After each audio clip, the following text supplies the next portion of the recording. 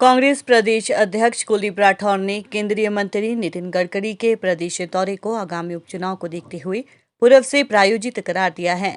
शिमला स्थित कांग्रेस मुख्यालय राजीव भवन में कांग्रेस प्रदेश अध्यक्ष कुलदीप राठौर ने कहा कि हिमाचल के लिए पूर्व में भी 69 राष्ट्रीय उच्च मार्ग निर्माण की घोषणा की गई थी, जो आज तक धरातल पर नहीं उतर पाई। उन्होंने कहा कि आज मुख्यमंत्री केवल मूक दर्शक बनकर रह गए हैं, जबकि उनके मंत्री मनमर्जी पर उतर आए हैं। उन्होंने कहा कि आगामी एक सप्ताह को कांग्रेस पार्टी विरोध सप्ताह के रूप में मनाएगी, जिसकी शुरुआत जिला शिमला के नारकंडा से की जाएगी। कुलदीप राठौर ने प्रदेश और केंद्र सरकार की कार्यप्रणाली पर सवाल उठाए हैं। पत्रकार वार्ता को संबोधित करते हुए उन्होंने कहा कि उपचुनाव की नजदीकियों को देखते हुए भाजपा इन चुनाव में जीत दर्ज करने के लिए ओछे हथकंडे अपना रही है। उन्होंने कहा कि केंद्रीय मंत्री नितिन गडकरी का दौरा भी आगामी उपचुनाव को देखते हुए प्रायोजित किया गया है। केंद्रीय मंत्री द्वारा पहले भी कई घोषणाएं की गई थी, जो केवल कागजों तक ही सिमट कर रह गई थी। इस दौरान उन्होंने सिंचाई एवं बागवानी मंत्री की कार्यप्रणाली पर भी जमकर निशाना साधा और उन्हें बागवान विरोधी करार दिया। उन्होंने कुल्लू में पुलिस अधिकारियों के बीच हुई झड़प को दुर्भाग्यपूर्ण करार दिया। राठौर ने कहा कि सरकार की लचर कार्यप्रणाली के विरोध में आगामी एक सप्ताह को कांग्रेस पार्टी प्रदेश में विरोध सप्ताह के रूप में मनाएगी, जिसकी शुरुआत 26 जून को प्रदेश प्रभारी संजय दत्त शिमला जिला के नारकंडा से करेंगे। अभी उनका कुल्लू का दौरा है। मैं समझ सकता हूं कि मंडी संसदीय क्षेत्र के चुनाव होने जा रहे हैं, उपचुनाव होने जा रहे हैं,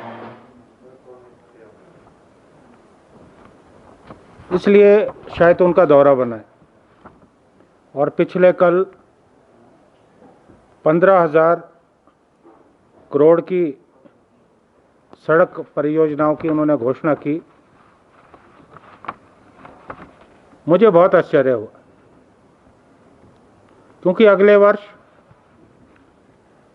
हिमाचल प्रदेश में विधानसभा के चुनाव होने जा रहे हैं और चुनाव से एक वर्ष पूर्व, और जबकि तीन उपचुनाव होने हैं, मंडी संसदीय क्षेत्र, फतेहपुर विधानसभा क्षेत्र और जुब्बल कोटखाई विधानसभा क्षेत्र। मैं एक प्रश्न माननीय नितिन गडकरी जी से पूछना चाहता हूं कि विधानसभा चुनाव से पूर्व 69 जो NH है, उन परियोजनाओं की उन्होंने घोषणा की थी। पैसा भी आवंटित हो गया था और आज विधानसभा का चुनाव आने वाला है। कितनी प्रोग्रेस हुई ये हम जानना चाहते हैं। कई जगह पे तो DPR ही नहीं बनी और पिछले दिनों बयान आया कि हमने इन परियोजनाओं को जो है कैंसिल कर दिया। सबसे पहले नितिन गडकरी जी, केंद्र सरकार, ये जो परियोजनाएं 69 जो नेशनल हाईवेज, इस बारे में श्वेत पत्र जारी करे, क्योंकि प्रदेश की जनता को जानने का हक है किन परियोजनाओं का क्या हुआ और क्या कारण रहे कि इन परियोजनाओं को कैंसिल कर दिया गया। देखिए, झूठ पे झूठ परोसा जा रहा है और हिमाचल की भोली भाली जनता को बेवकूफ बनाने का प्रयास हो रहा है। हिमाचल के लोग भोले वाले जरूर हो सकते हैं, लेकिन बार बार मूर्ख बनने वाले नहीं हैं। और अभी इन चुनाव के दृष्टिगत भारतीय जनता पार्टी के जो नेता हैं सक्रिय हुए हैं, होने भी चाहिए। लोकतंत्र में चुनाव का अपना महत्व होता है, लेकिन चुनाव जीतने के लिए जिन हथकंडों का ये इस्तेमाल कर रहे हैं वो निंदनीय है। अभी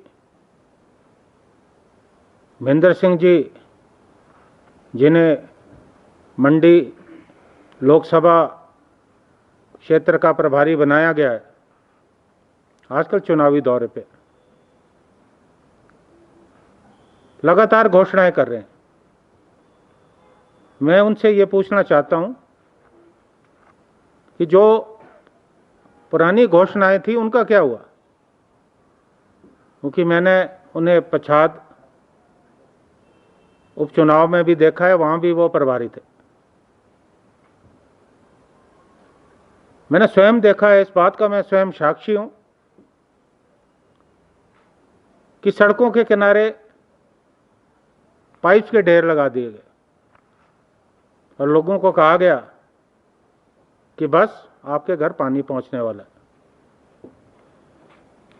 और हमने लोगों को कहा कि ये झूठ है, जिस दिन वोट पड़ेंगे ये पाइप महेंद्र सिंह जी की तरह गायब हो जाएंगे। और हुआ भी ये। जिस दिन वोटिंग हुई, सुबह जब लोग उठ के सड़कों में आए तो पानी के जो पाइप है वो नदारत है। और उसके बाद महेंद्र सिंह जी द्वारा मुड़कर रेणुका चुनाव क्षेत्र में नहीं गए। जिम्मेवार विपक्ष होने के नाते एक निर्णय लिया है कि हम जनता के तमाम इन मुद्दों को लेकर एक सप्ताह जन आक्रोश सप्ताह मनाने जा रहे हैं, जिसमें किसानों, बागबानों और समाज के हर वर्ग, चाहे वो कर्मचारी हों, चाहे हमारे होटलियर्स हों, छोटे दुकानदार हों, हर वर्ग इनसे प्रताड़ित है, क्योंकि कोरोना के समय इन्होंने किसी की मदद की नहीं।